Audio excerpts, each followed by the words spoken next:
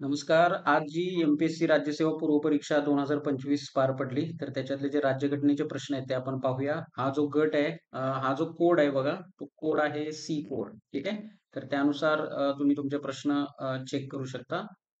याच्यामध्ये 71वा प्रश्न आपण बघूया, की कॅबिनेट मिशन योजनेनुसार आपल्याला 1946 मध्ये संविधान सभा निर्माण करण्यात आली होती. योग्य विधान शोधायचं आहे. ठीक आहे.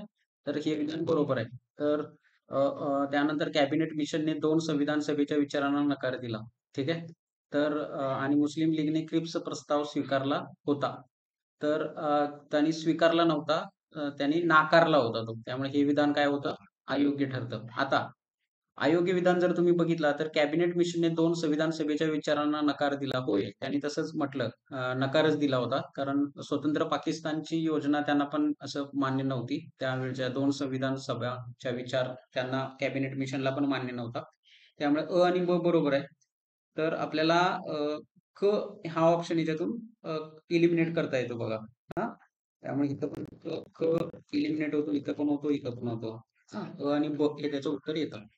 त्यानुसार आधुनिक संविधानवाद या संकल्पनेची सुरुवात कोणत्या देशात झाली? तसं बघायला गेलं तर अ, इंग्लंड या देशामध्ये 12व्या शतकामध्ये त्याचा उगम झाला होता. पण लिखित स्वरूपात जो स्वातंत्र्याचा जाहीरनामा आपण म्हणतो, तर तो अमेरिकेमध्ये सापडतो. त्यामुळे त्याचं उत्तर आहे पर्याय क्रमांक 1 हे त्याचं उत्तर आहे. ठीक आहे.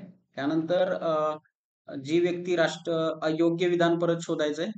बघा, जी व्यक्ती राष्ट्रपती म्हणून पद धारण करत असेल अथवा तिने असे पद धारण केलेले आहे, ती व्यक्ती संविधानाच्या अन्य तरतुदींना अधून राहून त्या पदासाठी होणाऱ्या निवडणुकीला पात्र असेल. बरोबर आहे. कोणतीही व्यक्ती राज्यसभेचा सदस्य म्हणून निवडून येण्यास अर्हता प्राप्त असल्याखेरीज राष्ट्रपती पदाच्या निवडणुकीस पात्र असणार नाही. याचा काडीचाही संबंध येत नाही. कारण हे उपराष्ट्रपती पदाला लागू होऊ शकतं, राष्ट्रपती पदाला नाही. त्यामुळे आपल्याला योग्य विधान शोधायचं आहे. पर्याय क्रमांक 1 फक्त हे त्याचं उत्तर आहे. तर खालीलपैकी कोणत्या घटना दुरुस्तीद्वारे महानगर नियोजन समितीची स्थापनेची तरतूद केली आहे? तर त्याचं उत्तर आहे 74वी घटना दुरुस्ती बघा.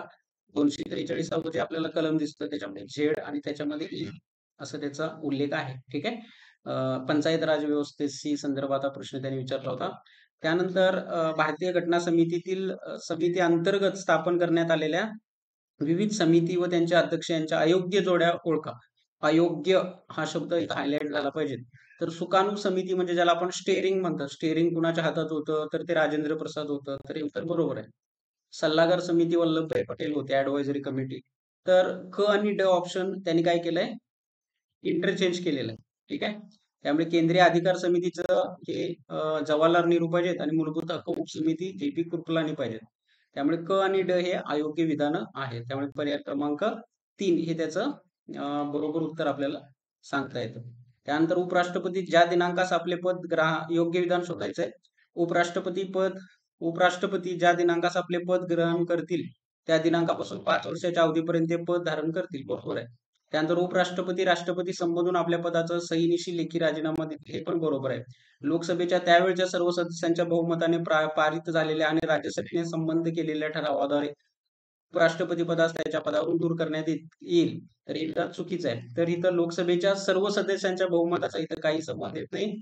कारण उपराष्ट्रपती हे राज्यसभेचे सभापती असतात. त्यामुळे राज्यसभेमध्ये ज्याला आपण इफेक्टिव्ह बहुमत असं म्हणतात, प्रभावी बहुमत. ठीक आहे. आणि लोकसभेचं फक्त कसलं बहुमत लागतं त्याला? साधं बहुमत लागतं. ठीक आहे. त्यामुळे फक्त त्याने वाक्य इकडची तिकडे बदलली आहेत. त्यामुळे अ आणि ब हे त्याचं योग्य विधान आहे. पर्याय क्रमांक 4. ठीक आहे. त्यानंतर अँग्लो इंडियन संदर्भातला हा जो प्रश्न आहे आपल्याला अयोग्य विधान शोधायचं आहे. अयोग्य विधान तर अनुच्छेद 335 हे एस-सी-एस-टी संदर्भातलं आहे. ठीक आहे. त्यामुळे हा ऑप्शन याच्यातून निघतो. तर मला अजून याच्यावर अजून रिसर्च करावं लागेल. थोडा हा प्रश्न मी इथं स्किप करतो.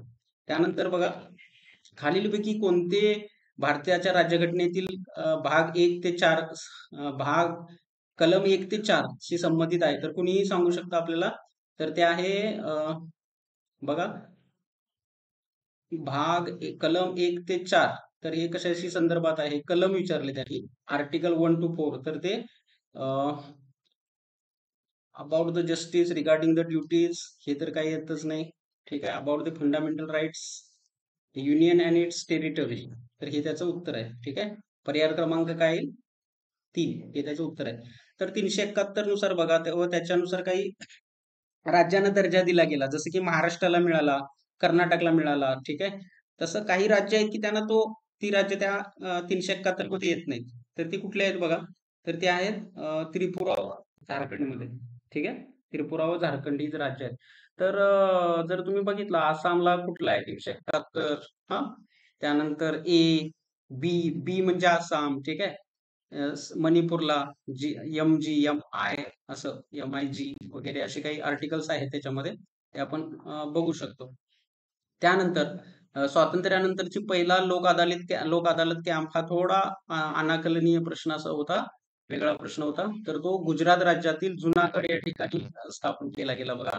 किंवा भरवला गेला. पर्याय क्रमांक 2. त्यानंतर पट्टाभी सिद्धरामय्या हे खालील समितींचे अध्यक्ष होते म्हटलेलं आहे. तर नागरिकत्वाची तद्विरुद्ध समिती आणि सर्वोच्च न्यायालयाची तद्विरुद्ध ॲडहॉक कमिटी असं म्हणू आपण मराठी हा शब्द वापरूया इथं. तर त्याचे वरदचारी असं कोणतरी नाव आहे बघा. वरदचारी असं ते होते. ठीक आहे. त्यामुळे आणि डी हे ऑप्शन त्यातलं येत नाही. त्यामुळे क आणि ब. आता जर तुम्ही क आणि ड असं म्हटलं तर ते नाही होऊ शकत. क नाही, क नाही, ड नाही. तर ते सभागृह समितीचे होते. अ आणि ब. आता ते मावळणकर पण आहेत असं पण त्याचा एक उल्लेख असा आपल्याला गोंधळ निर्माण होऊ शकतो. पण त्याचं उत्तर आहे अ आणि ब हे त्याचं उत्तर आहे. तर नॅशनल 82वा जो प्रश्न आहे याच्यामध्ये काय सांगतो की national commission for protection of child rights. तर 2005 साली हा कायदा लागू झाला बघा. हे लक्षात घ्या इथं. त्यानंतर लैंगिक अत्याचारापासून बालकांचे संरक्षण करण्यासाठी भारतात protection of children from sexual offences कायदा कोणत्या वर्षी लागू झाला? तर 2009 येत नाही, 15 येत नाही, 18 येत नाही. पोस्को कायदा आपल्याला माहित पाहिजे. 2012 मनमोहन सिंग सरकार होतं त्यावेळी UPA 2चं सरकार होतं त्या काळात हा कायदा काय झाला? लागू झालेला आहे. त्यानंतर राष्ट्रीय महिला आयोगाचा प्रश्न तर त्याचं उत्तर आहे 1992 सालची. तर पहिल्या अध्यक्षा कोण होत्या राष्ट्रीय महिला आयोगाच्या? तुम्हाला माहित असतील तर तुम्ही सांगू शकता. त्यानंतर खालीलपैकी कोणती कार्ये 24 जानेवारी 1950 रोजी संविधान सभेने केलेली आहेत? तर एक लक्षात घ्या, राष्ट्रध्वजाचा स्वीकार, राष्ट्रगीताचा स्वीकार, राष्ट्रगानचा स्वीकार आणि डॉक्टर राजेंद्र प्रसाद यांची भारताचे प्रथम राष्ट्रपती म्हणून निवड झाली. बरोबरच आहे. ठीक आहे. त्यामुळे हा प्रश्न निघतोय. त्यानंतर राष्ट्रध्वज जो आहे तो आपल्याला याचा 22 जुलै काहीतरी आहे त्याचं उत्तर बघा. 22 जुलै 1947 म्हणजे येत नाही. जिथं जिथं असेल तो ऑप्शन निघून जातो. त्यामुळे बकड हे त्याचं उत्तर आपल्याला दिसून येतं. ठीक आहे. तर हे असे प्रश्न आहेत जे आपण सोप्या पद्धतीनं लिहू शकतो किंवा सहज सोडू शकतो. इतके पण राज्यघटनेचे प्रश्न 1 किंवा 2 थोडे कठीण होते. बाकी हा पेपर आपण सोपा या कॅटेगरीमध्ये देऊ शकतो भारताच्या राज्यघटनेच्या बाबतीत. थँक्यू.